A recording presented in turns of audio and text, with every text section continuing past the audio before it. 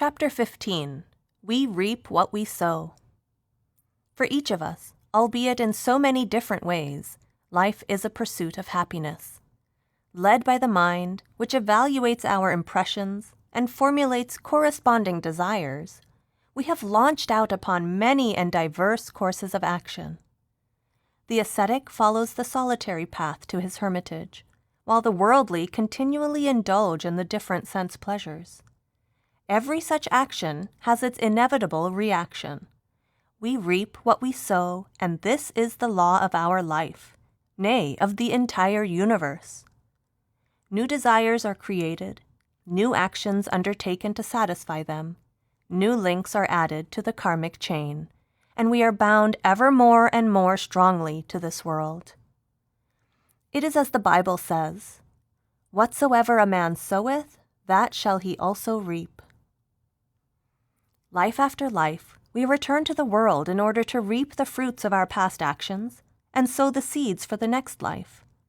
Yet the happiness derived from the so-called enjoyments of this physical world is hardly experienced to the full when the cup is snatched away from our thirsty lips. Our arduously nurtured attachments are rudely broken, and restlessness grips us once more. Footsore and weary, we once more resume the search for happiness. As saints and mystics have always said, we are truly prisoners in this region of constant change, in the endless cycle of action and reaction. Our karmas can never release us from the prison house. Good karmas may improve our status in the prison and enable us to be born as rulers and kings, to have possessions and wealth, to obtain power and fame. They may result in our enjoying a brief spell in heavens and paradises, but nothing can prevent our eventual return to the lower planes. As for evil karmas, hells await us, and the wheel of 8,400,000 life forms rolls on its inexorable course. Rich and poor alike must be reborn in order to render an account of their karmas. As for the human form, it is granted to us when there are both good and bad karmas to our credit. But until we are united with the Lord, there can be no respite from the age-old sorrow that is our lot in every life. Seeing our tragic condition in this world, Guru Nanak likened this existence to a dangerous voyage across an ocean. We are traveling in a fragile craft carrying a heavy load of good and evil actions, now drifting and now pitching helplessly in the storm-tossed waves. Normally, boats have a helmsman or an oarsman who has oars with which to row, but we have no oars with us, let alone an oarsman. Driven by the tempest of the passions and indulgence of the senses, we are all but sinking into the depths of the sea of the world. We fancy that this life is meant to enjoy the pleasures that the world has to offer, that we have been sent here in order to enjoy the company of sons and daughters, wives and friends, and to eat, drink, and be merry. In reality, however, such attachments and indulgences drag us down still further into the world and into the net of action and reaction. The illusion of joy vanishes, and we confront the stark reality of suffering, which is the price of indulgences, heavy and unremitting. Our lifetime is spent in misguided actions and painful suffering, which spring from inevitable reactions to our past acts. Saints tell us that this is a gross misuse of human life, for such gratifications are available equally well to the animals. It is the sole privilege of human beings to meet the Lord. Only this endeavor on our part is elevating and permanently worthwhile. All else degrades us. Our quest for real happiness is altogether different from our common conception of the pursuit of pleasure. We may now ask how we are to meet the Lord whom we are to worship, and how we are to worship. The saints and gurmukhs who have attained the Lord are those to whom we must devote ourselves with all our faith and love. For those who truly love the Lord are like waves of the divine ocean, which arise from it and after some time merge in it again. It is in their company that our thoughts are turned toward the long-forgotten quest of the soul for her Lord. Having created everything, the Supreme Being placed the creation below Brahm and indeed Brahm itself, under the governance of Kal. And in the region of Kal, all creation undergoes birth, growth, death, and decay. Those that worship forms that are in this region can never transcend its boundaries. Only those who worship the real Lord and Creator escape the ceaseless rounds of incarnations. How can we leave the region of Kal? If we follow the precepts of Gurmukhs and are attuned to the real Nam or Shabad, we have already won our salvation. We should live in their sublime and uplifting company and implicitly obey their commands. Now the question arises, what is true Nam and who are the Gurmukhs? The names by which we address and remember the Lord have a certain history and a limited existence in time and space. They are only a means that we may use for gaining real Nam or Shabadun. This real Nam, which is the creator of all and the real form of the Lord, is our goal. It resides everywhere and in every heart, irrespective of caste, creed, nationality, or religion. When the Lord is one and has created all of us, when our ears, eyes, nose, and so on are all similar, how can there be different ways of meeting Him for different communities or countries formed by geographical or regional factors? The real Nam is within us and cannot be found outside of us. Scriptures that are recited in temples, mosques, and churches, or at satsangs, only sing its praise and awaken our interest in the Lord. It is only when we search within and devote ourselves with body, mind, and soul to spiritual practice that we can earn this treasure. If we seek Nam outside the body, we are simply wasting our time and will return sad and empty-handed. From the spiritual standpoint, our body is divided into two parts. One below the eyes, with the 9 doors through which all are in contact with the world of phenomena, and the other part above the eyes. The pictures of worldly objects upon which we bestow our thoughts and attachments are indelibly imprinted in our memories. At the time of death, they appear in a lifelike manner on the screen of the mind, and drawn by them, we are forced to return to these lower spheres, where our desires and cravings can find satisfaction. And yet, there is a lesson for us here. For if we use Simran or repetition in the correct way, to focus our attention and catch the Shabadun, word or logos, we make it an important stepping stone to salvation. Saints of all ages and climes have praised the true Nam, and the purpose of our life can be served only if we join our consciousness to it. Nam alone can lead us beyond both mind and matter, for it has its source beyond both. By this means, we leave the region of Kal and enter the sphere of the true Lord, called Dayal, merciful Lord. It is therefore imperative for us to leave the boat captained by the mind, and to step onto the boat of Nam with the Master at its helm.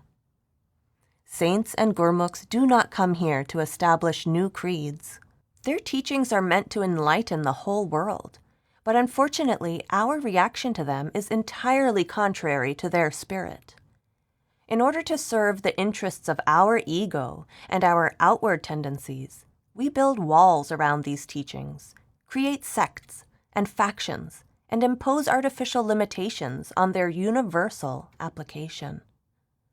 All that we do under the mind's direction takes us farther away from our goal. If the goal lies to the east and we run headlong westward, how can we expect to reach the destination? Gurmukhs, or the advice of Gurmukhs, makes us withdraw our attention to the point where Nam, the word, is singing its eternal refrain and calling us back home. Like oarsmen who call people wanting to cross a river, the saints tell us that the vast ocean separating us from the Lord can be crossed in the ship of Nam. Luckily, there are those who hearken to their call and board the ship. Ships of the world have some shape and form. They are made of wood and steel and are driven by the wind or steam or electricity. But in the realm of Shabad, there are no elements. It is the region of pure spirit. Shabbat is pure, and when the soul drinks its nectar, it is cleansed of all impurities. This Nam is called true Nam because it is imperishable. Now the thought enters the mind, is there anyone who has really crossed this valley of suffering and tears and attained salvation? Yes, there do exist people who have achieved this. They are the people we call saints. They are the Gurmukhs who have merged their consciousness in the Shabbat. Through this practice, the coverings of the soul are removed, and it realizes its real self and the source from which it emanated. The Greek philosophers said, "Know thyself," for indeed, self-realization is the first step toward God-realization. While Manmukhs, those who follow the dictates of the mind, run after one thing and then another, haphazardly seeking a haven where they may rest, but which ever eludes them. The Gurmukhs become united to the Shabbat Dun after searching for it within themselves. Egotism and the passions no longer prey upon them. Until we reach Triquity, however, we cannot partake of this ambrosia, nor be transformed by it. So true Gurmukhs are those seekers of the Lord who have crossed the region of Triquity. It is their spiritually uplifting company that we must obtain. What do we gain from such company? We end our round of births and deaths and are released from the vast prison house of Kal in which we are being kept captive, bound hand and foot in one cell or another. The prodigal son returns home, and the spark and the flame reunite. It is only when we follow the path shown by the Satguru that we succeed in our efforts to find everlasting happiness and peace. We must not merely learn the secret of Nam from the Master and feel satisfied. We must make the most earnest effort to earn the bliss of Nam, to dye the soul with its rich colors, and to immerse ourselves completely in it. Why is our attention not drawn in automatically when the Shabbat is always resounding within us? Just as a legend says that an ancient treasure is buried deep beneath the earth's surface and is guarded by a serpent, similarly our mind stands guard over the treasure of Nam that is hidden within us. Only when the serpent is brought under control can the seeker claim the treasure. No attempts to control the mind by submitting ourselves to rigorous disciplines, such as those performed by recluses and hermits, are of any help. They are like putting a snake in a basket. The snake still remains as venomous as ever, and we are still in constant danger of being bitten, for as soon as an opportunity presents itself, the snake will strike at us. The present state of our mind, as a slave of the senses, unbecoming as it is for an entity which had its noble origin in Triquity, is the result of our own karmas, and we have only ourselves to blame for it. When a snake bites someone, we summon a snake charmer and he removes the poison by his incantations. Similarly, saints are able to wean the mind away from the ephemeral pleasures of the world by enabling it to taste the infinitely sweet nectar of Nam. It is then that the mind is calmed and comes under control. When it has once been pierced by the arrow of Nam, it cannot but cease its wanderings. It is only while sitting in this human body that the nectar can be drunk. So it is right here and now that we must make the effort to attend to our devotion according to the Master's instructions and to withdraw our attention to contact the Shabbat Dun. We need neither to change caste nor religion, nor to leave hearth and home, nor are we obliged to try to escape from our worldly obligations. A crocodile, powerful beast that it is, can easily shatter a boat into fragments.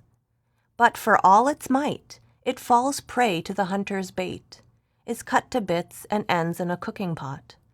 It has just one weakness and succumbs to the temptation of the bait. We human beings have the 5 failings of anger, greed, lust, attachment, and egotism constantly trailing us.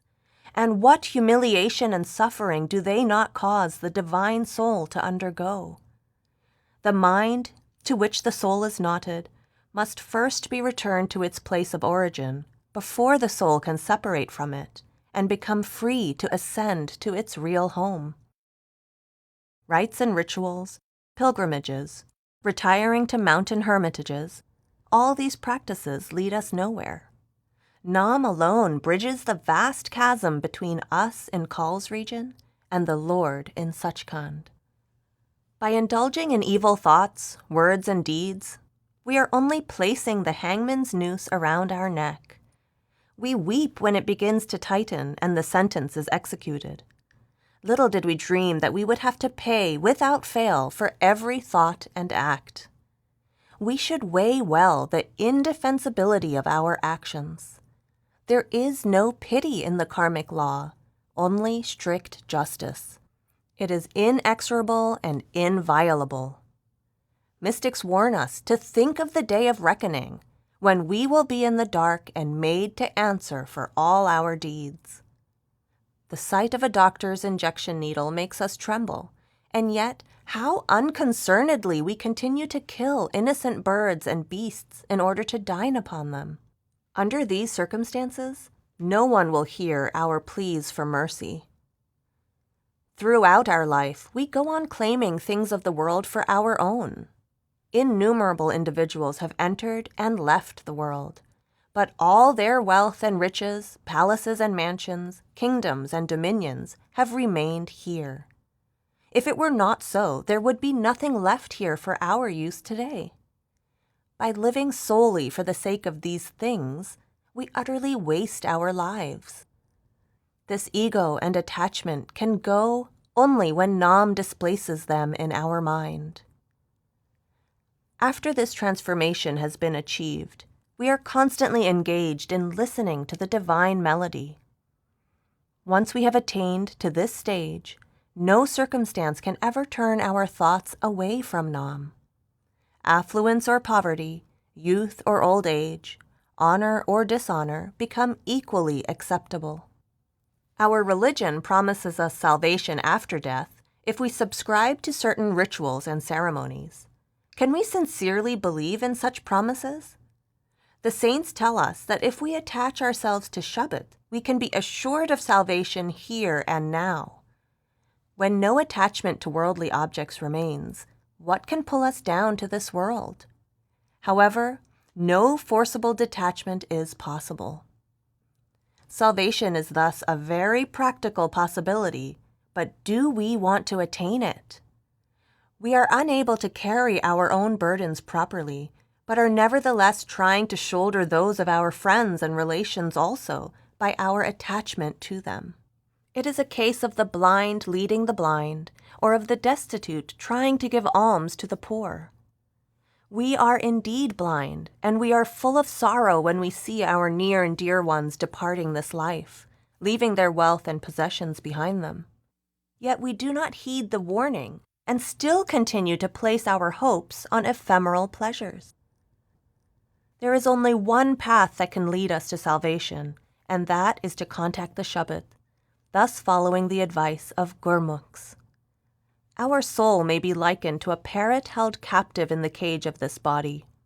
Just as a captive parrot who is in love with its cage sings various tunes, so also does the soul sing a story of alternate joys and sorrows, well-being and woe, and pleasure and pain, all of which are the results of its association with the mind and the senses. If the soul were to give up its love for the body and turn away from it, dive within to gain the treasure of Nam and drink the ambrosial nectar, it would end its captivity and gain its freedom forever. Saints say with absolute fearlessness that all else save Nam is falsehood. All other pursuits carried out under the influence of the mind, whether these are intended to lead one to meet the Lord or have some other aim, are worthless and futile. Our thoughts can take to the Lord only in the company of Gurmukhs, and meeting with them is reaching the gateway of salvation. Real salvation is achieved when our soul contacts Nam, the word or logos. The mind then reaches its source in triquity. The knot of the mind and the soul is untied. The soul realizes its kinship with the Lord, and drawn upward by its love, merges in the Lord. It behooves us, therefore, to follow the path of the saints and to unite our consciousness with Shabbat.